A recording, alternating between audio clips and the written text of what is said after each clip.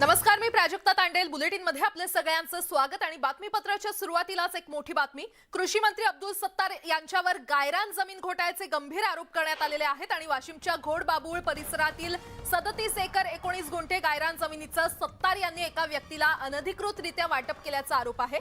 सत्तार यांच्या या निर्णयाला उच्च न्यायालयाने स्थगिती दिली आहे आणि यावरून विधानसभेत अजित पवारांसह विरोधकांनी अब्दुल सत्तार यांच्या राजीनाम्याची मागणी केली आहे। यावर उत्तर देताना उपमुख्यमंत्री देवेंद्र फडणवीस यांनीही जर काही चूक असेल तर कारवाई करण्याचं आश्वासन दिलेलं आहे।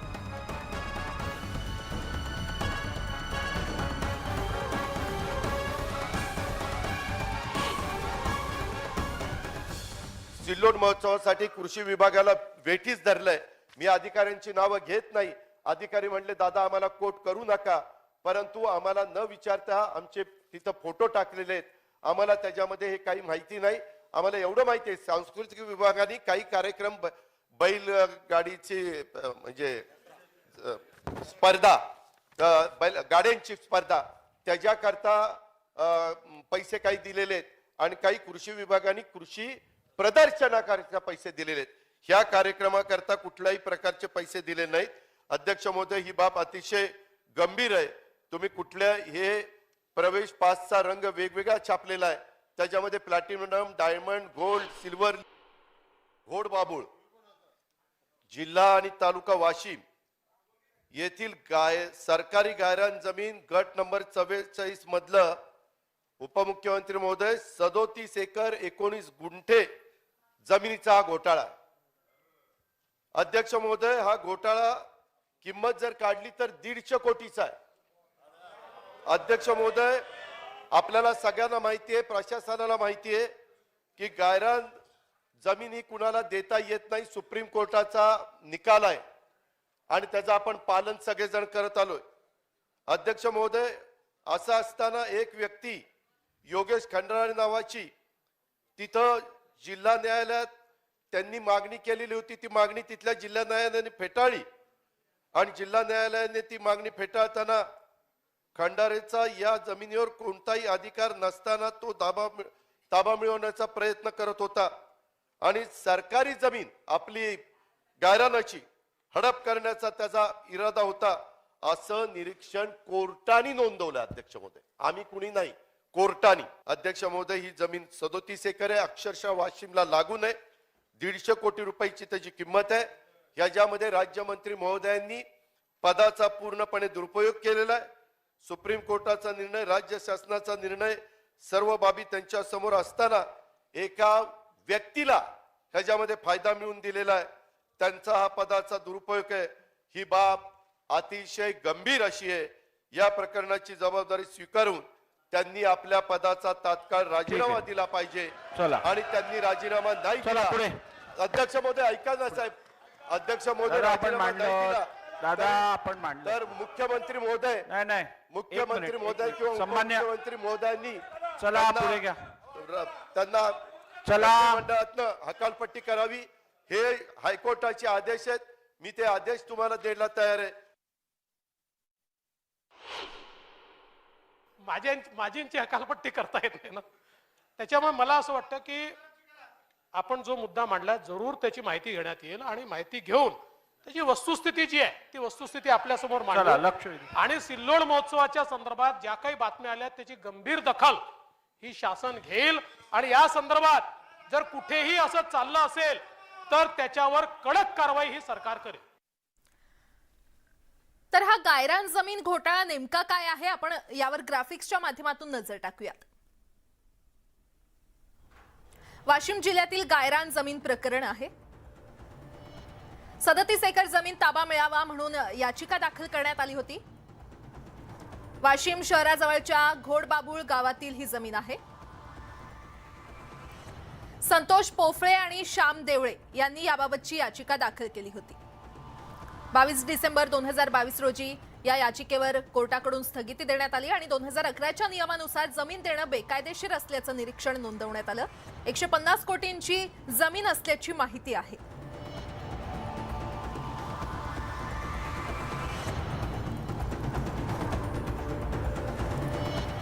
वळूयात पुढच्या बातमीकडे. मराठी द्वेषी कर्नाटक सरकार आणि कर्नाटक पोलीस प्रशासनाच्या निषेधार्थ आज मध्यवर्ती महाराष्ट्र एकीकरण समितीकडून धरणे आंदोलन करण्यात येणार आहे. हजारोंच्या संख्येनं बेळगावातून नागरिक कोल्हापुरात दाखल होत आहेत. ही थेट दृश्य आपण पाहतोय. महाराष्ट्र एकीकरण समितीकडून धरणे आंदोलन करण्यात येत आहे आणि हजारोंच्या संख्येनं नागरिक हे कोल्हापुरात दाखल होतानाची ही दृश्य. महाराष्ट्र एकीकरण समितीकडून ही रॅली काढण्यात आलेली आहे. एकंदरीतच कार्यकर्ते आक्रमक झाले असल्याचं पाहायला मिळतंय. कर्नाटक सरकार आणि कर्नाटक पोलीस प्रशासनाचा निषेध करण्यासाठी महाराष्ट्र एकीकरण समितीकडून या रॅलीचं आयोजन करण्यात आलेलं आहे आणि आज मध्यवर्ती महाराष्ट्र एकीकरण समितीकडून हे धरणे आंदोलन करण्यात येणार आहे. हजारोंच्या संख्येनं बेळगावातून नागरिक कोल्हापुरात दाखल झालेले आहेत आणि या संदर्भात अधिक माहिती देत आहेत आमचे प्रतिनिधी ज्ञानेश्वर साळोखे आपल्यासोबत जोडले गेलेले आहेत. ज्ञानेश्वर, कर्नाटक सरकार विरोधात आता महाराष्ट्र एकीकरण समिती आक्रमक झाली असल्याचं पाहायला मिळतंय. काय सविस्तर अपडेट?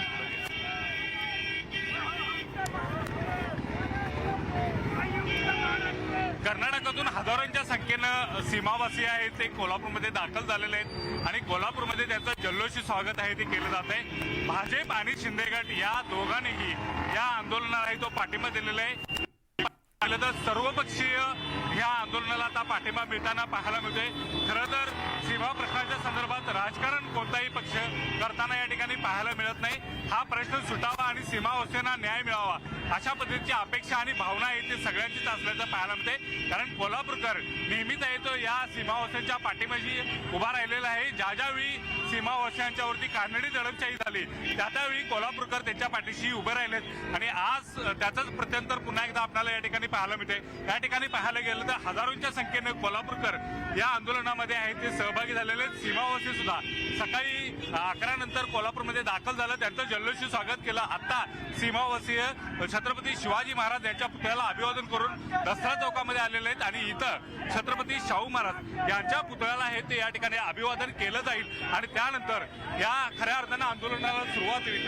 हे आंदोलक जे आहेत ते जिल्हाधिकारी कार्यालयाच्या इथं जातील आणि जिल्हाधिकारी कार्यालयाच्या इथं धरणे आंदोलन धरत या संदर्भातली एकूणच जी दडपशाही आहे ती कर्नाटक सरकारची सुरू आहे या दडपशाहीवरती जे आहेत ते आवाज उठवतील आणि या संदर्भातलं निवेदन आहे ते जिल्हाधिकाऱ्यांना ते देणार आहेत. एकूणच या ठिकाणी पाहायला गेलं तर मोठ्या प्रमाणात या ठिकाणी पाहायला गेलं तर कडक असं पोलीस बंदोबस्त सुद्धा या ठिकाणी तैनात करण्यात आलेला आहे आणि सीमावासी सध्या कोल्हापूरमध्ये दाखल झालेले आहेत. त्यांना विविध संघटनांचा पक्षांचा सर्वपक्षीय पक्षांचा या ठिकाणी पाठिंबा मिळताना आपल्याला या ठिकाणी दिसून होते. ऐतिहासिक दसरा चौकामध्ये आता सीमावासी दाखल झालेले आहेत आणि इथून ते जिल्हाधिकारी कार्यालयाकडे कूच करणार आहेत आणि तिथं सायंकाळी 4 वाजेपर्यंत ते धरणे आंदोलन धरणार आहेत आणि 3 वाजता बरोबर जिल्हाधिकाऱ्यांच्या मार्फत पंतप्रधानांना ज्या ठिकाणी कर्नाटक सरकार दडपशाही करते त्या दडपशाहीचे इतिवृत्त जे आहे ते सगळं निवेदनाद्वारे पाठवणार आहेत. एकूणच आपल्याला माहिती आहे की आज विधान परिषद आणि विधानसभा दोन्ही ठिकाणी दोन्ही सभागृहामध्ये सीमावासियांचे प्रश्न आहेत ते सत्ताधारी आणि विरोधकांनी मांडलेले आहेत आणि सीमावासींच्या पाठीशी आम्ही ठामपणे उभा राहणार असल्याचं सांगितलेलं आहे. आणि या ठिकाणी पाहायला गेलं तर कोल्हापूरमध्ये सुद्धा सर्व पक्षीयांनी या सीमावासींच्या आंदोलनाला आहे ते पाठिंबा दिलेला आहे. आता सीमावासी छत्रपती शाहू महाराज यांच्या या पुतळ्याच्या ठिकाणी आपल्याला पाहायला मिळतात, त्यांना अभिवादन करतील आणि पुढं या ठिकाणी आहेत ते जिल्हाधिकारी कार्यालयाकडे कूच करणार आहेत. या ठिकाणी पाहायला गेलं तर निमंत्रक जे आहेत दिलीप पाटील त्यांच्याकडून या संदर्भातल्या प्रतिक्रिया जाणून घ्या. काय सांगाल? सीमावासी आता दाखल तर झालेले आहेत, सर्व पक्षीयांचा पाठिंबा मिळतोय, भाजप असू दे, शिंदे गट असू दे, महाविकास आघाडी असू दे. पुढचं आता इथून पुढचं आंदोलन कशा पद्धतीने असणार आहे? महत्वाचं असं आहे की या ठिकाणी शब्दामध्ये ताशेरे ओढलेले. वाशिम जिल्ह्यातला एक गायरानाचा जागा 37 एकरापेक्षा जास्त असणारी, जिची किंमत 150 कोटी रुपये आज आहे, अशी जागा मातीमोल किमतीमध्ये एका वैयक्तिक व्यक्तीला देण्याचा निर्णय घेतला आणि त्याच्यामध्ये खूप मोठ्या प्रमाणावर भ्रष्टाचार झालाय.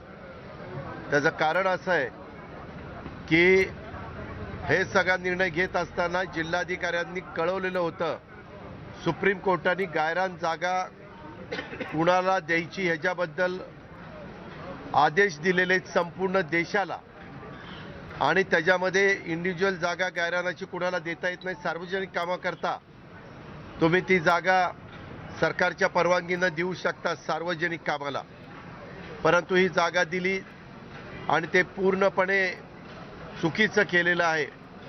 आणि त्याच्या संदर्भामध्ये अतिशय कडक असे न्यायव्यवस्थेने त्यांच्यावर ताशेरे ओढलेले आहेत आणि ह्याच्यामध्ये जल्दबाजी देखील खूप करण्यात आलेली आहे. जिल्हाधिकाऱ्यांनी शेवटी अतिरिक्त मुख्य सचिव महसूल त्यांना विचारलं की आम्ही ह्याच्याबद्दल काय करावं, तर अजून त्याच्याबद्दलचं पण काय केलं पाहिजे हे त्यांना सांगण्यात आलेलं नाही.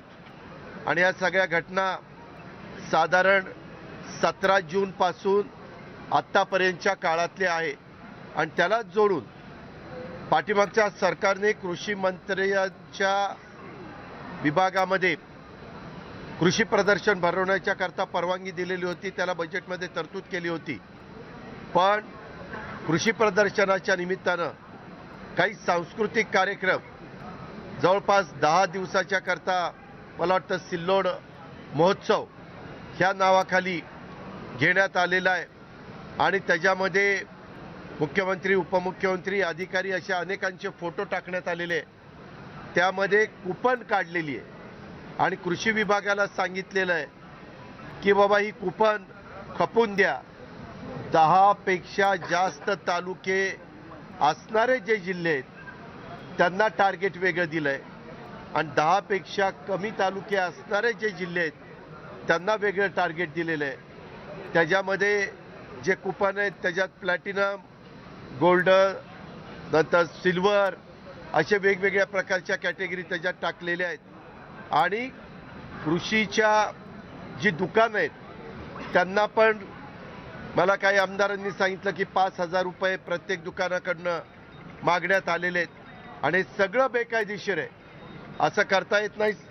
त्याच्यामध्ये उत्तर देताना उपमुख्यमंत्र्यांनी सांगितलं ताबडतोब आम्ही थांबवतो, पण हे सगळं गेले काही दिवस चाललेलं आहे आणि त्याच्यातनं अजय, अतुल आणि असे मोठे मोठे जे चला हवा येऊ द्या, हास्य जत्रा असे वेगवेगळे कार्यक्रम त्या 10 दिवसाकरता घेतलेत की ज्याला सगळ्या कार्यक्रमाचं जर तुम्ही बेरीज मारली तर काही करोड रुपये त्याला लागू शकतात. ह्या पद्धतीनं कारभार चाललेला आहे. खरं तर हे अतिशय लोकशाहीला धक्का देणार आहे. ह्याच्यामध्ये कुठल्याही नियमाची ते पालन करत नाहीत, सगळी पायमल्ली करतायत. आणि तुम्ही जर पाहिलं तर हे सरकार आल्यापासून कृषी मंत्र्यांचं जे वागणं आहे, जे वक्तव्य आहे, जे बेताल वक्तव्य आहे, जे महिलांच्या बद्दलचं केलेलं वक्तव्य आहे, काही तर क्लिप त्यांच्या ते शिवीगाळ करतात अशाही पद्धतीच्या क्लिप त्या ठिकाणी फिरतायत. शिवाय मध्ये आम्हाला असंही कानावर आलं की मुख्यमंत्र्यांच्या OSD का कोणतरी ऑफिसरला पण त्यांनी अतिशय शिवराळ भाषेमध्ये बरंच ऐकवलं आणि ह्या गोष्टी सतत चाललेल्या आहेत आणि त्याच्यामध्ये ह्या 2 गंभीर चुका आहेत. आणि म्हणून आम्ही सरकारला सांगितलेलं आहे की त्यांचा राजीनामा तुम्ही घेतला पाहिजे. एक तर त्यांनी राजीनामा द्यावा आणि त्यांनी राजीनामा नाही दिला तर मुख्यमंत्री, उपमुख्यमंत्र्यांनी त्यांचा राजीनामा घ्यावा आणि त्यांना त्या कामातनं मुक्त करावं अशी मागणी विरोधी पक्षांनी केलेली. दादा, बेळगाव प्रश्नात उद्धव ठाकरे असं म्हणतात की केंद्रशासित प्रदेश जाहीर करावा, तुमची भूमिका या मी त्याच्या संदर्भात वरच्या सभागृहामध्ये आपण म्हणताय तसं उद्धव ठाकरे साहेबांचा भाषण ऐकलेलं आहे. त्याच्यात त्यांनी त्यांचं मत त्या ठिकाणी व्यक्त केलं आहे. वास्तविक आता हे सुप्रीम कोर्टामध्ये मॅटर आहे. सुप्रीम कोर्टाच्या मध्ये अंतिम निर्णयाला आता म्हणजे कर्नाटकच्या वकिलांनी त्यांची बाजू मांडायची, आपल्या वकिलांनी आपली बाजू मांडायची, अशा प्रकारे आहे. आता नवीन हा मुद्दा पुढे आलेला आहे. शेवटी मी कधी राजकीय क्षेत्रामध्ये काम करत असताना जर असे मुद्दे ज्यावेळेस येतात त्यावेळेस आम्ही बहुमताला आदर देतो. त्याच्यामुळं जे मराठी भाषिक तिथं राहतात त्यांना ही गोष्ट मान्य आहे का? जे मराठी भाषिक आज महाराष्ट्र एकीकरण समितीचे कोल्हापूरला आलेले आहेत त्यांना ते मान्य आहे का? कारण त्यांचं पहिल्यापासून म्हणणं असं आहे की सगळ्याच्या सगळा भाग हा महाराष्ट्रामध्ये आला पाहिजे. त्यांना खूप तिथं अन्याय होतोय, त्यांच्यावर अत्याचार होतोय, त्यांना मराठी भाषा शिकवली जात नाही, कंपल्सरी कानडी भाषा शिकवली जाते, पाट्या कानडीतल्या लावल्या जातात, तिथं काही त्यांनी भूमिका घेतली तर त्याला परवानगी दिली जात नाही, त्यांना सभा घ्यायला परवानगी दिली जात नाही, मोर्चा काढायला परवानगी दिली जात नाही. अशा पद्धतीनं सतत त्यांच्यावर अन्याय होतो. त्याच्यामुळं त्यांच्यातल्या काही सहकाऱ्यांशी बोलल्यावर त्यांचं काय मत येतंय ते जाणून घेऊन त्याबद्दलचं मत माझ्यासारख्यांनी स्पष्ट केलं तर जास्त उचित ठरेल. पण आता महाविकास आघाडीचे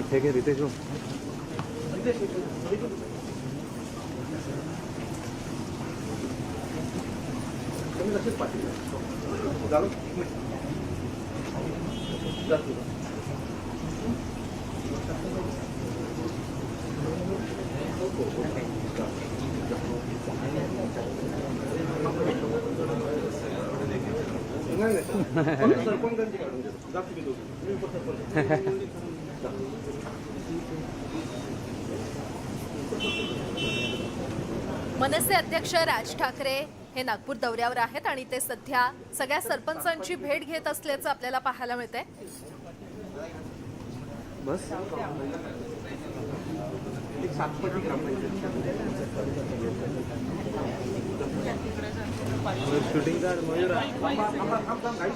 मुंबईतली ही दृश्य आपण पाहतोय. राज ठाकरे, मनसे अध्यक्ष राज ठाकरे हे सगळ्या सरपंचांची भेट घेत आहेत.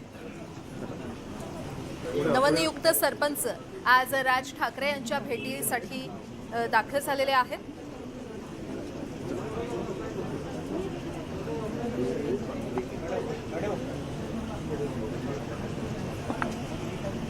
तर सरपंच आणि सदस्यांचं लवकरच शिबिर भरवणार असल्याचं राज ठाकरे यांनी यावेळी सांगितलेलं आहे. राज ठाकरे आणि मनसेच्या नवनियुक्त सरपंचांची भेट झालेली आहे. मुंबईतली ही काही दृश्य आपण पाहतोय.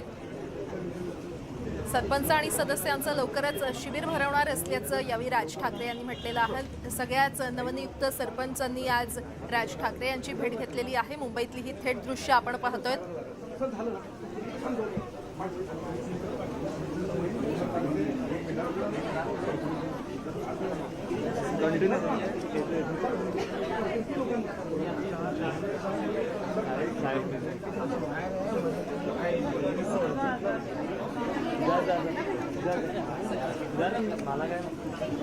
राज ठाकरे आणि मनसेच्या नवनियुक्त सरपंचांची आज भेट झालेली आहे. नवनियुक्त सरपंच आज राज ठाकरे यांच्या भेटीला मुंबईमध्ये आलेले आहेत. मुंबईतली ही थेट दृश्य आपण पाहतोय. तर सरपंच आणि सदस्यांचं लवकरच शिबिर घेणार असल्याचं राज ठाकरे यांनी यावेळी म्हटलेलं आहे.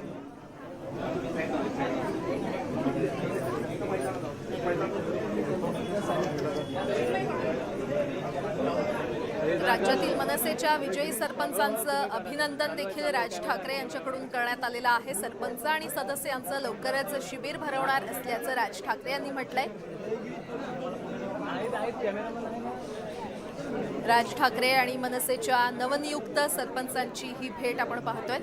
नवनियुक्त सरपंच आज राज ठाकरे यांच्या भेटीला आलेले आहेत. तर राज्यातील मनसेच्या विजयी सरपंचांचं अभिनंदन राज ठाकरे यांनी केलेलं आहे. तसंच सरपंच आणि सदस्यांचं लवकरच शिबिर भरवणार असल्याचं देखील राज ठाकरे यांनी यावेळी म्हटलंय.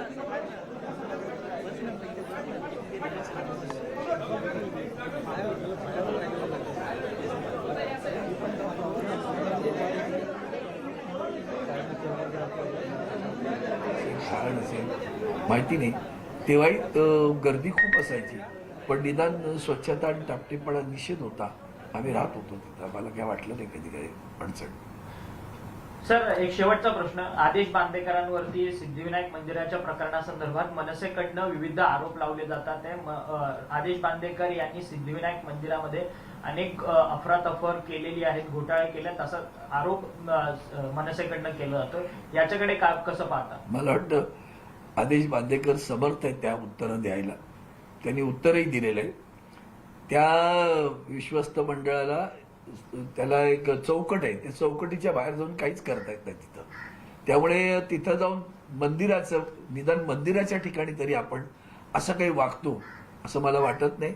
आणि बांदेकर हे पलीकडचा माणूस आहे, तर ते असले ठीक आहे. आता काय ही सवय झाली आता राजकारण्यांना फुटकळ आरोप करायचे, चौकशी लावायला सत्ताधारी असतील त्यांच्या सोबतीला तर चौकशा लावायच्या. कारण सध्या तेही मिंदे आहेत ना, मिंद्यांचे मिंदे असे ते सगळे मिंदे गट आहेत. ते सगळे मिंदे नंबर 1, मिंदे नंबर 2, त्यांच्या ईडी केसेस, त्यांच्या सगळ्या घोटाळ्या ते दाबायचं आणि मग लावून द्यायचं दुसरं.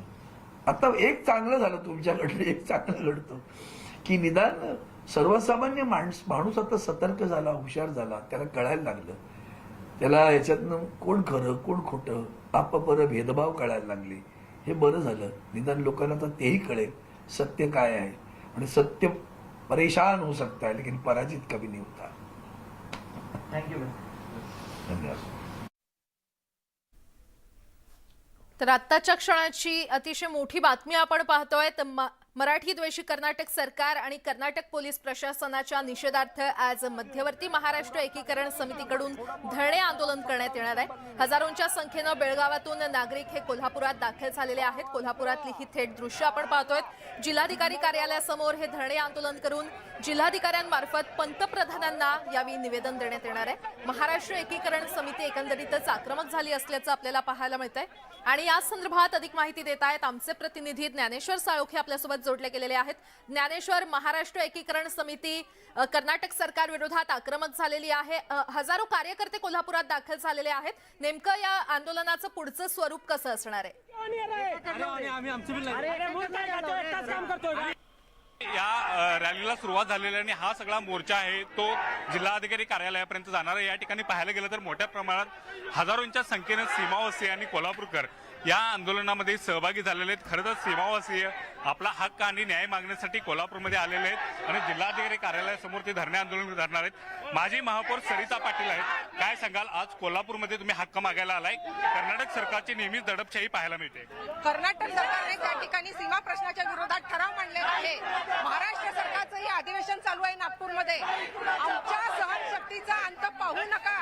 फक्त 3 दिवस उरलेले आहेत अधिवेशनाला. सीमा प्रश्नाचा ठराव का केला गेला नाही? अधिवेशनामध्ये सीमा प्रश्नाचा ठराव केला जावा. पण आज किंवा उद्या हा ठराव मांडण्याची शक्यता आहे. देवेंद्र फडणवीस यांनी तसं सांगितलंय. शक्यता नकोय आम्हाला. आम्हाला आश्वासन पाहिजे, ठोस आश्वासन पाहिजे, कृती व्हायला पाहिजे. आज फक्त विरोधी पक्ष आम्हाला पाठिंबा देत आहे हे चित्र दिसत आहे आमच्या डोळ्यासमोर. आज या ठिकाणी कर्नाटकाच्या मुख्यमंत्र्यांनी ज्या ठिकाणी वक्तव्य केलं त्याच वेळेला महाराष्ट्राच्या मुख्यमंत्र्यांकडनं महाराष्ट्र सरकारने ठराव मांडावा म्हणतात. माझे आमदार मनोहर किनेकर आहेत, त्यांची सुद्धा भूमिका जाणून घ्या. खरं तर तुम्ही कोल्हापूरमध्ये आंदोलनाची वेळ का आली?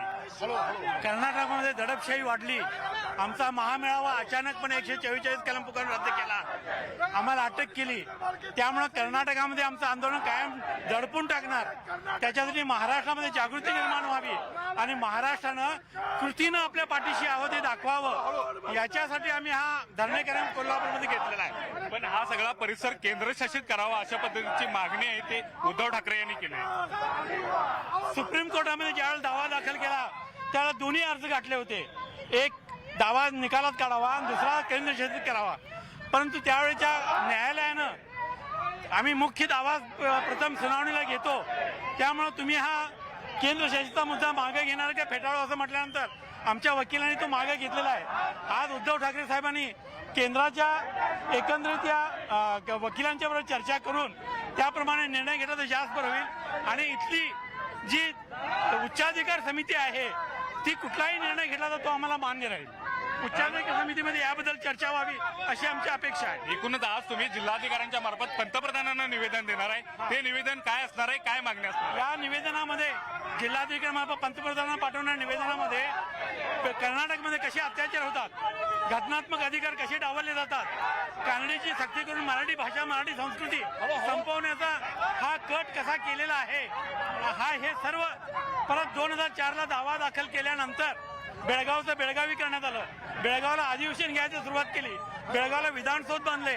अशा प्रकारची भूमिका कर्नाटक सरकार घेऊन दडपशाही करून आमचे अधिकार डावलत आहे, पायदळी तुडवत आहे.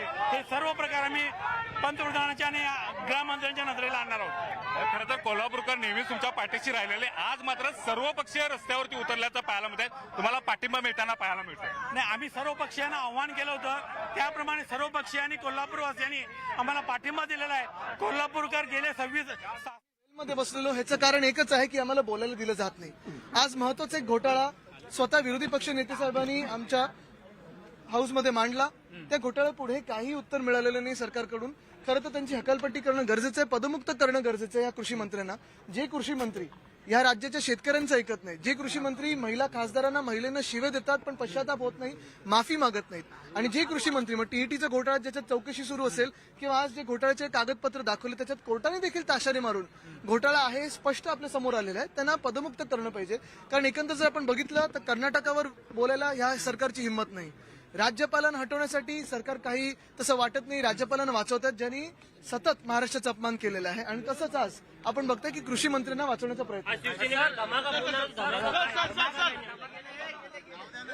त्या दोन महत्वाच्या बातम्या आपण पाहतोय. एकीकडे कोल्हापुरात हजारो कार्यकर्ते दाखल झालेले आहेत, महाराष्ट्र एकीकरण समिती आक्रमक झालेली आहे, तर दुसरीकडे आदित्य ठाकरे यांनी कृषी मंत्र्यांवर आरोप केलेले आहेत. कृषी मंत्र्यांना वाचवण्यात येत असल्याचं आदित्य ठाकरे यांनी म्हटलेलं आहे. पुन्हा एकदा आपण कोल्हापुरात जाऊयात. महाराष्ट्र एकीकरण समिती आक्रमक झाली असल्याचं पाहायला मिळतंय. कर्नाटक सरकार आणि कर्नाटक पोलीस प्रशासनाच्या निषेधार्थ आज मध्यवर्ती महाराष्ट्र एकीकरण समितीकडून धरणे आंदोलन करण्यात येणार आहे. सध्या या रॅलीला सुरुवात झालेली आहे आणि हजारोंच्या संख्येनं बेळगावातून नागरिक कोल्हापुरात दाखल झालेले आहेत. सर्व पक्षीयांकडून या आंदोलनाला पाठिंबा देण्यात येतोय. जिल्हाधिकारी कार्यालयासमोर हे धरणे आंदोलन करून जिल्हाधिकाऱ्यांमार्फत पंतप्रधानांना निवेदन देण्यात येणार आहे. त्यांच्या मागण्या पूर्ण करण्यासाठी हे निवेदन देण्यात येणार आहे. एकंदरीतच महाराष्ट्र एकीकरण समिती आक्रमक झाली असल्याचं पाहायला मिळतंय. पुन्हा एकदा आमचे प्रतिनिधी ज्ञानेश्वर साळोखे यांच्याकडे जाऊयात. ज्ञानेश्वर, या रॅलीला आता सुरुवात झालेली आहे आणि जिल्हाधिकारी कार्यालयाकडे हे सगळे जाताना आपल्याला पाहायला मिळतात. या ठिकाणी पाहायला गेलं तर भाजपचे खासदार धनंजय माडिक हे सुद्धा यामध्ये सहभागी झालेले आहेत. काय सांगाल, सीमावांच्या वासियांच्या पाठीशी भाजप कशा पद्धतीने असणार आहे आणि एकूणच काय सांगाल?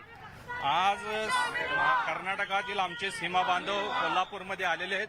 त्यांचं स्वागत करण्यासाठी भारतीय जनता पार्टीचे सर्व पदाधिकारी आणि कार्यकर्ते आम्ही या मोर्चामध्ये सहभागी झालो आहोत. या सर्व सीमा बांधवांच्या भावना दोन्ही राज्यातल्या नेत्यांना समजाव्यात या दृष्टिकोनातून हा मोर्चा आयोजित केलेला आहे. आज नागपूरमध्ये सुरू असलेल्या हिवाळी अधिवेशनामध्ये आदरणीय फडणवीस साहेबांनी घोषित केलेलं आहे, उद्या ते ठराव करतायत आणि महाराष्ट्रातली जमीन एकही इंचही त्यांना देता कामा नये या दृष्टिकोनातून तुम्ही लोकसभेत हा मुद्दा मांडणार आहे. शासकीय पातळीवर आणि न्यायालयीन पातळीवर पूर्ण क्षमतेने लढण्याची ग्वाही आज फडणवीस साहेबांनी दिली. उद्धव ठाकरे म्हणतात की हा सगळा परिसर केंद्रशासित करावा. तुम्ही लोकसभेत याबाबत काय भूमिका मांडणार आहात? नाही, लोकसभेमध्ये यापूर्वी या विषयावर बोलणं झालेलं आहे. परवा जी बैठक दिल्लीमध्ये झाली ज्यामध्ये महाराष्ट्र राज्याचे मुख्यमंत्री, उपमुख्यमंत्री व कर्नाटकाचे मुख्यमंत्री महोदयांची बैठक झाली, त्या बैठकीला मी स्वतः हजर होतो. समन्वयाने यामध्ये तोडगा काढण्याचं ठरलेलं आहे. 3 मंत्री महाराष्ट्रातले आणि 3 मंत्री कर्नाटकातले यांची एक समिती बनवलेली आहे. त्यामुळे याच्यावर आता सामंजस्यपणानं तोडगा काढला जाईल आणि मार्ग निघेल असं मला वाटतं. अमित शहा सोबतच्या बैठकीत तुम्ही सुद्धा हजर होता, तिथं नेमकं काय झालं होतं? कर्नाटकचे मुख्यमंत्री सांगतायत की फक्त ही कायदा आणि सुव्यवस्थेसाठी बैठक होती. कर्नाटकचे मुख्यमंत्री महोदयांनी स्वतः मी असताना सांगितलं होतं की जे काही ट्विटरवर येतंय ते ट्विटर अकाउंट माझं नाही आहे हे त्यांनी स्पष्ट कबूल केलं होतं. अमितभाईंच्या बैठकीमध्ये ज्या काही गोष्टी घडल्या त्या सगळ्या गोष्टी अमितभाईंनी मीडियाच्या समोर मांडलेल्या आहेत. त्यामध्येच ही समिती नेमलेली आहे जेणेकरून समन्वयानं पुढे हे सगळं व्यवस्थित चालावं. कुठेही त्याच्यामध्ये एकमेकांच्यावर जे आता हल्ले होत आहेत ते हल्ले होता कामा नयेत, लोकांना त्रास होता कामा नये, इकडे तिकडे येण्या जाण्यासाठी कुणाला त्रास होऊ नये या दृष्टिकोनातून त्यांनी ती भूमिका घेतलेली आहे. एकूणच या ठिकाणी पाहायला गेलं तर धनंजय माडिक यांनी सुद्धा या आंदोलनाला ते पाठिंबा दिलेला आहे आणि धनंजय माडिक हे स्वतः अमित शहा यांनी ज्यावेळी 2 मुख्यमंत्र्यांची बैठक घेतली त्यावेळी उपस्थित होते आणि त्या बैठकीमध्ये नेमकं काय झालं ते सुद्धा त्यांनी या ठिकाणी सांगितलेलं. एकूणच भाजपचा सुद्धा या आंदोलनाला पाठिंबा आहे आणि सर्व पक्षीय कोल्हापूरमध्ये या आंदोलनाला पाठिंबा देताना पाहायला मिळत आहे आणि सीमावासियांचा एल्गार आहे तो पुन्हा एकदा आपल्याला कोल्हापूरमध्ये पाहायला मिळतोय. एल्गार पुन्हा एकदा कोल्हापुरात पाहायला मिळतोय. तुम्ही असेच सोबत राहा. आपण पाहतोय कोल्हापुरात फतेह सिंह जी को आज के इस वीर बाल दिवस पर मैं हृदय से याद करता हूं और उन्हें विनम्र अभिवादन भी करता हूं. आदरणीय प्रधानमंत्री जी नरेंद्र मोदी जी ने आज के इस दिन 26 दिसंबर को वीर बाल दिवस के रूप में मनाए जाने की घोषणा की थी, ताकि गुरु गोविंद सिंह जी के पुत्रों के बलिदान के बारे में पूरा हिंदुस्तान जाने, दुनिया जाने। हमारा देश, हमारा हिंदुस्तान यह वीरों की भूमि है। यह ऐसे वीरों का जन्म हुआ है जिन्होंने अपने देश, धर्म और स्वाभिमान की रक्षा के लिए स्वयं के प्राणों की आहुति दी, बलिदान दिया, परवाह नहीं की। ऐसे वीरों के कामों को याद करना और उनके प्रति कृतज्ञ रहना हमारा कर्तव्य है। हमारे आदरणीय प्रधानमंत्री नरेंद्र मोदी जी ने इन कर्तव्यों के प्रति भी पूरी तरह से हमारे प्रधानमंत्री सजग है। जैसे देश का विकास हो, प्रगति हो, इसके साथ जिन्होंने बलिदान दिया है उनकी तरह ही संवेदनशीलता जताने का काम हमारे आदरणीय प्रधानमंत्री जी ने किया है। इसलिए बाबा जोरावर सिंह और बाबा फतेह सिंह जी के बलिदान दिवस यानी 26 दिसंबर को वीर बाल दिवस मनाने के निर्णय का ऐलान उन्होंने किया। उसी के अनुरूप ही आज उन शहीदों को याद किया जा रहा है। इसलिए मैं आदरणीय प्रधानमंत्री जी को हृदय से धन्यवाद देता हूं, उनका शुक्रिया भी अदा करता हूं। शहीदों का स्मरण करके हमारे नई पीढ़ी को शौर्य, देश प्रेम और बलिदान की प्रेरणा देश के करोड़ों बच्चों को मिलेगी और वो राष्ट्र सेवा में अपना योगदान निश्चित रूप से देंगे। ये सभी हम सभी लोगों को विश्वास है। आज देश के आजादी का अमृत महोत्सव हम लोग मना रहे हैं और उन लोगों का सम्मान कर रहे हैं कि जिन्होंने देश के लिए अपना जीवन समर्पित कर दिया है। मुगलों के खिलाफ लड़ने और सिख धर्म को छोड़ने से इनकार करने वाले इन महान सुपुत्रों ने एक अद्वितीय बलिदान दिया है। गोविंद सिंह जी ने वाहेगुरु जी का खालसा, वाहेगुरु जी की फतह की घोषणा की और अन्याय के खिलाफ लड़ने की सभी लोगों को ताकत दी। आज के इस अवसर पर मैं बताना चाहूंगा कि क्रांतिकारियों के आंदोलन में महाराष्ट्र और पंजाब का संबंध कुछ एक समान है। चाफेकर बंधु महाराष्ट्र के थे, राजगुरु जो भगत सिंह के साथ वे महाराष्ट्र के थे। इन राज्यों में क्रांतिकारियों की एक गौरवशाली परंपरा रही है। जैसे महाराष्ट्र और पंजाब का रिश्ता बहुत ही आत्मीय और आंतरिक है। दोनों ही राज्यों की मिट्टी वीरों को जन्म देने वाली है। दोनों ही राज्यों की मिट्टी देशभक्तों को जन्म देने वाली है। दोनों तरफ की मिट्टी महापुरुषों को जन्म देने वाली है। दोनों ओर की मिट्टी संतों को जन्म देने वाली है। जैसे पंजाब के घुमन में संत नामदेव का निवास था और नांदेड़ में गुरु गोविंद सिंह जी की समाधि है। नांदेड़ में अक्टूबर 2008 में श्री गुरु गोविंद सिंह जी के निधन की 300वीं वर्षगांठ पर गुरुदा गद्दी का समारोह बहुत ही भव्य पैमाने पर मनाया गया था। खेती से लेकर सरहद की रखवाली तक और संस्कृति से लेकर राजनीतिक नेताओं तक पंजाबी मराठी संस्कृति का एक दूसरे से गहरा रिश्ता है। यही संस्कृति कई वर्षों से पंजाबी मराठी लोगों को जोड़ती रही है। गुरु गोविंद सिंह पंजाब से थे और नांदेड़ पहुंचे थे। गुरु बाबा नानक भी नांदेड़ आए और महाराष्ट्र के संत नामदेव पंजाब पहुंचे। इतना ही नहीं बल्कि इसी संत नामदेव के अभंग ग्रंथ साहिब में प्रविष्ट भी हुए। महाराष्ट्र में छत्रपति शिवाजी महाराज यह भी राष्ट्र प्रेम और मुगलों के खिलाफ अपने अद्भुत साहस के लिए जाने जाते हैं। गुरु गोविंद सिंह जी और छत्रपति शिवाजी महाराज दोनों को अपने ही कुछ लोगों से भी संघर्ष करना पड़ा और इसी समय उनकी साहसता, धैर्य और ऊर्जा का अनुभव भी सबको हुआ। जैसे छत्रपति संभाजी महाराज, जो उनको भी ये मुगलों का सामना करना पड़ा, लेकिन उन्होंने स्वाभिमान नहीं छोड़ा, बलिदान दिया लेकिन स्वाभिमान नहीं छोड़ा। और इसीलिए छत्रपति शिवाजी महाराज और गुरु गोविंद सिंह जैसे महान विभूतियों ने सीख हमें दी है, वह हमारे आने वाली पीढ़ियों ने ध्यान में रखना चाहिए।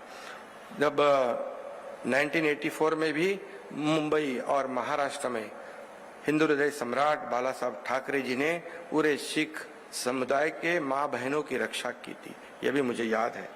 और जैसे G20 कि हमें इस देश को अध्यक्षता का मौका मिला है, ये हमारे पूरे देशवासियों के लिए गौरव की बात है, अभिमान की बात है।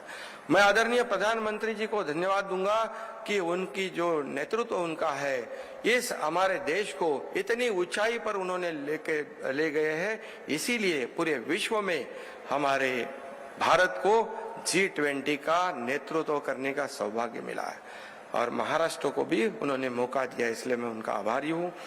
और फिर एक बार आज के इस बहुत ही संवेदनामय समागम में मैं फिर से एक बार महाराष्ट्र की जनता की ओर से बाबा जोरावर सिंह जी और बाबा फतेह सिंह जी को की वीरता को नमन करता हूं और उन्हें विनम्र अभिवादन करता हूं। धन्यवाद। बाल दिनानिमित्त मुख्यमंत्री एकनाथ शिंदे हे दिल्लीमध्ये आहेत। मेजर ध्यानचंद स्टेडियमवरील कार्यक्रमात ते सहभागी झालेले आहेत आणि पंतप्रधान नरेंद्र मोदी यांच्या उपस्थितीमध्ये हा कार्यक्रम सध्या सुरू झालेला आहे। यासोबतच इतरही काही महत्त्वाच्या बातम्या आपण पाहणार आहोत। तुर्तास एक छोटासा ब्रेक पाहत रहा न्यूज 18 लोकमत।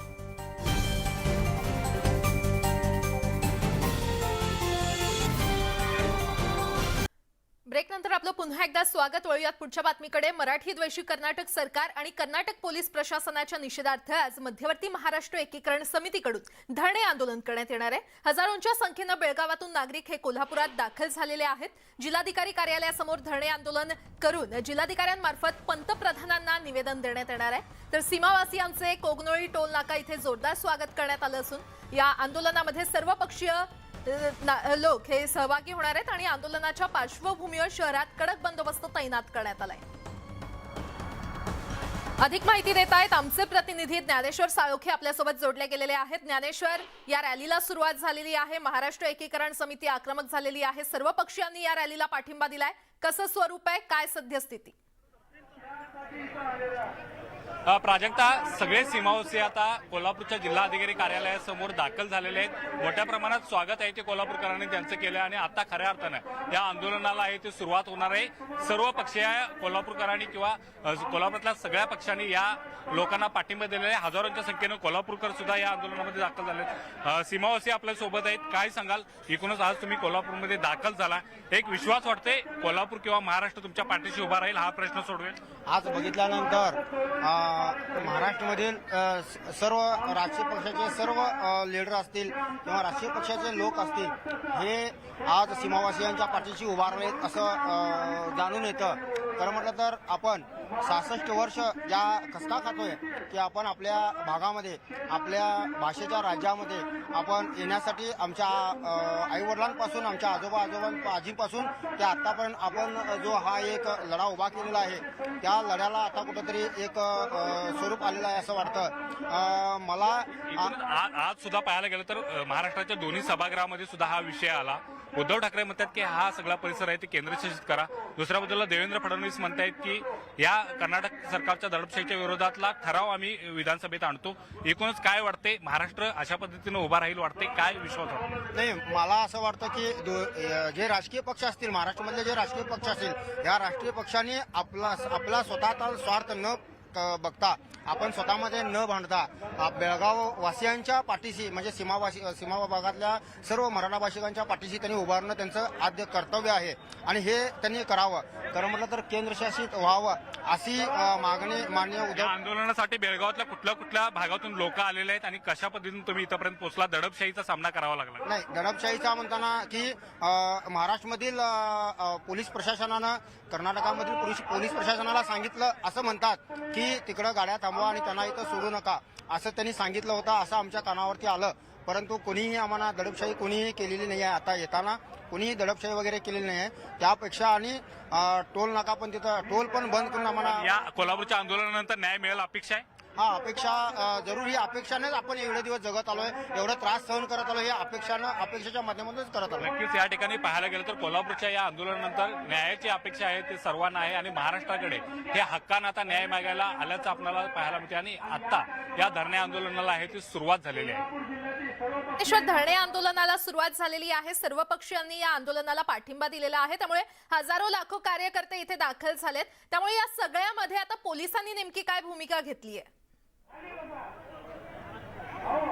एकूणच या ठिकाणी पाहायला गेलं तर या ठिकाणची दृश्य मी दाखवतो. मोठ्या संख्येनं आहे ते सीमावासीय कोल्हापूरमध्ये दाखल झालेले आहेत आणि ते धरणे आंदोलन जिल्हाधिकारी कार्यालयासमोर धरताना आपल्याला पाहायला मिळतात आणि या माध्यमातून आपल्या अपेक्षा आहेत त्या जिल्हाधिकाऱ्यांच्या मार्फत पंतप्रधानांना या इथे पाठवणार आहेत. मात्र कोल्हापूर पोलिसांनी या सगळ्या आंदोलकांना सहकार्याची आहे ती भूमिका घेतलेली आहे. त्यांना परवानगी आंदोलनाला देण्यापासून इथपर्यंत घेऊन येण्यापर्यंत पोलिसांचं सहकार्य मिळालं. मात्र दुसऱ्या बाजूला पाहायला गेलं तर कर्नाटक पोलिसांची मात्र दडपशाही आहे ती या सगळ्या सीमावासियांना अनुभवाला पुन्हा एकदा मिळाली आणि या दडपशाहीचा सामना करत हे सगळे इथपर्यंत आलेले. त्यांनी दडपशाहीचा निषेध म्हणूनच आणि ही सगळी गोष्ट आहे ते पंतप्रधानांच्या कानावर घालण्यासाठीच हे सगळे सीमावासीय कोल्हापूरमध्ये दाखल झालेले आहेत. न्यायाची अपेक्षा अर्थातच कोल्हापूरकरांना आहे. त्यामुळे आता पंतप्रधान या संदर्भात काही दखल घेतात का आणि महाराष्ट्राचं अधिवेशन सुरू आहे या अधिवेशनाच्या माध्यमातून सीमावासियांना कशा पद्धतीने न्याय मिळतो हे सुद्धा आता पाहणं महत्वाचं असणार आहे. निश्चितच आता सीमावासियांना न्याय मिळतो का हे पाहणं महत्वाचं असणार आहे. ज्ञानेश्वर, अपडेट घेत राहू. तुर्तास धन्यवाद या सविस्तर माहितीसाठी. दरम्यान एक मोठी बातमी समोर येते. केंद्रीय अर्थमंत्री निर्मला सीतारामन यांना रुग्णालयामध्ये दाखल करण्यात आलेला आहे. एम्स रुग्णालयामध्ये त्यांना दाखल करण्यात आलं असल्याचं कळतंय. सीतारामन यांची प्रकृती बिघडली आणि त्यांची प्रकृती बिघडल्यानंतर त्यांना रुग्णालयामध्ये दाखल करण्यात आलेलं आहे. या क्षणाची अतिशय मोठी बातमी आपण पाहतोय. केंद्रीय अर्थमंत्री निर्मला सीतारामन यांना रुग्णालयामध्ये दाखल करण्यात आलेलं आहे. त्यांना सध्या एम्स या रुग्णालयामध्ये दाखल करण्यात आलेलं आहे. सीतारामन यांची प्रकृती बिघडली आणि प्रकृती बिघडल्यानंतर त्यांना रुग्णालयामध्ये दाखल करण्यात आलंय. आताच्या क्षणाची अतिशय मोठी बातमी आपण पाहतोय. केंद्रीय अर्थमंत्री निर्मला सीतारामन यांच्या प्रकृतीमध्ये बिघाड झाल्यामुळे त्यांना रुग्णालयामध्ये दाखल करण्यात आलेलं आहे. एम्स या रुग्णालयामध्ये त्यांना दाखल करण्यात आलेलं आहे. अर्थमंत्री निर्मला सीतारामन यांची प्रकृती बिघडली आहे आणि त्याच पार्श्वभूमीवर निर्मला सीतारामन यांना रुग्णालयामध्ये दाखल करण्यात आलेलं आहे. त्यांच्यावर सध्या उपचार सुरू असल्याचं कळतंय.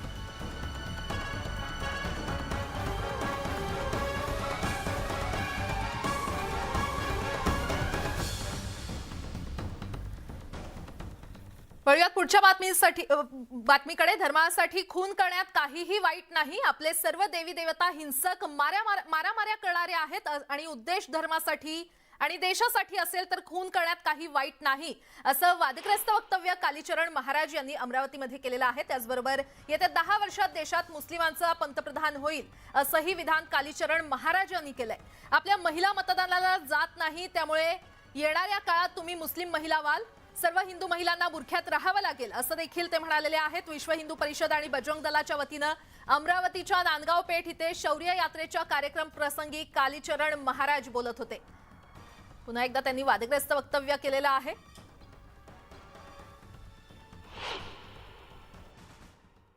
आपल्या सगळेच्या सगळी देवी देवता हिंसक आहे, मारामाऱ्या करणाऱ्या म्हणून आपण पूजतो. छत्रपती शिवाजी महाराज आपल्यासाठी जर त्यांनी मारामाऱ्या केल्या नसत्या तर आपण पूजलो असतं काय? छत्रपती संभाजी महाराज, गुरु गोविंद सिंहजी महाराज, राणा प्रतापजी महाराज, राजराजेश्वर चोळ हे सगळ्यांनी आम्हाला आपल्यासाठी मारामाऱ्या नसत्या केल्या तर आम्ही पूजलो असतं काय? म्हणून आपले सगळेच्या सगळे देवी देवता हिंसक आहेत, हिंसक. खून करणं काही वाईट नाही आहे जर उद्देश धर्मासाठी देशासाठी आहे. 65,000 लेकरांपैकी 40,000 मुसलमान रोजचे. येणाऱ्या 10 वर्षानंतर त्यांचा प्रधानमंत्री होईल, गजवाई हिंद होईल, शरिया लागू होईल. सगळ्या बाया इथे काळ्या बुरक्यात दाबण्यात येईल. काळ्या बुरक्याने हिंड्याचं बाया हो पण शमळ्या पोट्ट्या आहेतच. मग माझा अब्दुल तसा नाही, माझा रशीद तसा नाही. बातमी औरंगाबादमधून. औरंगाबादच्या कचनेर इथल्या जैन मंदिरातून 2.25 किलो वजनी सोन्याची मूर्ती चोरीला गेली होती आणि या सोन्याच्या मूर्तीच्या जागी बनावट मूर्ती ठेवण्यात आली होती. या प्रकरणाचा पोलिसांनी 24 तासांच्या आत छडा लावलाय. पोलिसांनी या प्रकरणी 4 आरोपींना ताब्यात घेतलेलं आहे. त्याचबरोबर चोरीला गेलेली मूर्ती देखील पोलिसांनी हस्तगत केली आहे. सीसीटीव्हीच्या आधारे पोलिसांनी तपासाची चक्र फिरवली आणि त्यानंतर लागलीच या प्रकरणाचा छडा लावण्यात पोलिसांना यश आलंय.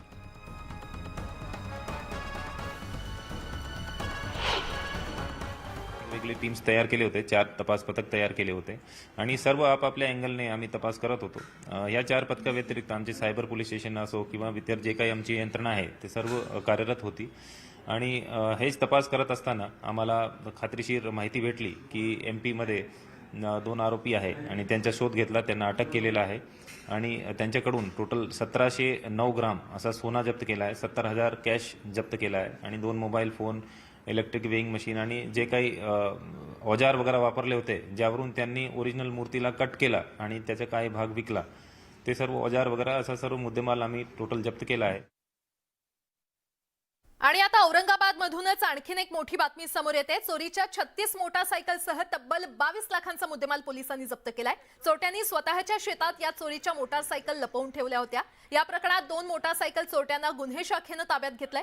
औरंगाबाद शहरातून वेगवेगळ्या ठिकाणाहून बऱ्याच दिवसांपासून मोटारसायकल चोरीला जात होत्या आणि याचा शोध घेण्यासाठी गुन्हे शाखेच्या पोलिसांचं पथक सज्ज करण्यात आलं होतं. या प्रकरणी आरोपी शैलेश खेडकर आणि साथीदार विजय अळिंग यांना पोलिसांनी ताब्यात घेतलंय.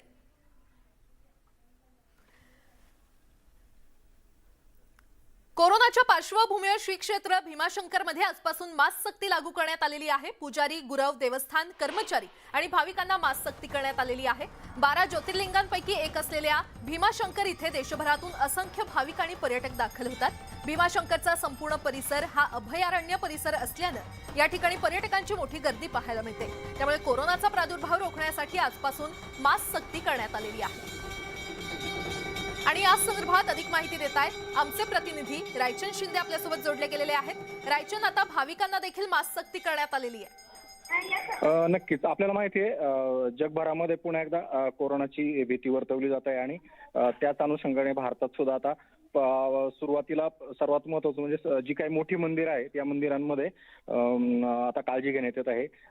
प्राथमिक काळजी म्हणजे मास्क सक्ती सगळ्यांसाठी करण्यात आलेली आहे. 12 ज्योतिर्लिंगातलं सगळ्यात महत्वाचं असलेलं जे भीमाशंकर देवस्थान आहे त्या ठिकाणी सुद्धा देवस्थानने जिल्हाधिकाऱ्यांच्या आदेशानंतर आता हे सगळे निर्णय घेतलेले आहेत. आणि मग या ठिकाणचे पुजारी असतील, भाविक असतील किंवा येणारे पर्यटक असतील, देशभरातून येत असतात.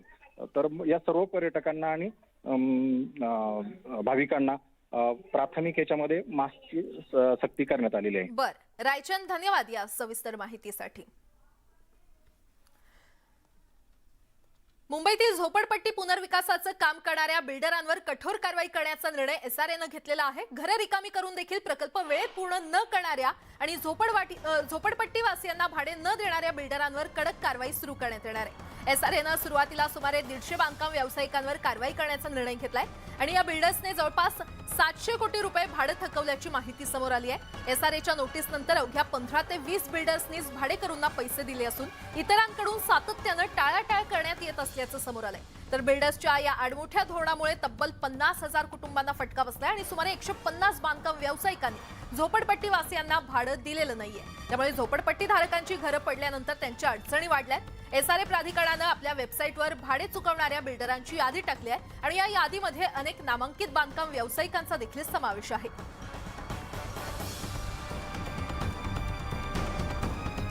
नवी मुंबईतील APMC बाजारात कांद्याचे दर हे दुप्पट झालेले आहेत. आधीचा दर हा 10 ते 12 रुपये होता, मात्र तेच दर आता 20 ते 25 रुपयांपर्यंत पोहोचलेले आहेत. अवकाळी पावसामुळे नवीन पीक खराब झाल्यानं नवीन कांदा बाजारात येऊ शकला नाही आणि त्यात जुने कांदे हे जवळपास संपलेले आहेत. त्यामुळे याचा थेट परिणाम कांद्याच्या दरांवर झाला असून त्यात नवीन पीक यायला अजून 1 ते 1.5 महिना जाऊ शकतो. त्यामुळे दर अजून वाढण्याची शक्यता व्यापारी करतायत आणि त्यामुळेच ग्राहकांच्या खिशाला आधीच महागाईची झळ पोहोचली असताना आता कांदा अजून रडवताना दिसतोय. त्यात बाजारात नवीन पीक येईपर्यंत अजून किती दर वाढतात हे पाहणं महत्त्वाचं असणार आहे. भाव असंच राहतो. नवीन कांदा थोडा चालू झालाय, अजून पूर्णपणे याच येत नाही मार्केटमध्ये. आधी 10-12 रुपये होते, आता 20 ते 25 रुपये झाले. हे दर वाढले म्हणजे मध्ये पाऊस झाला ना, त्याच्यामुळे नवे कांदे खराब झाले, त्याच्यामुळे दर. आणि यासोबतच या बुलेटिनमध्ये वेळ झाली इथेच थांबण्याची. मात्र ताज्या घडामोडींसाठी पाहत रहा न्यूज 18 लोकमत.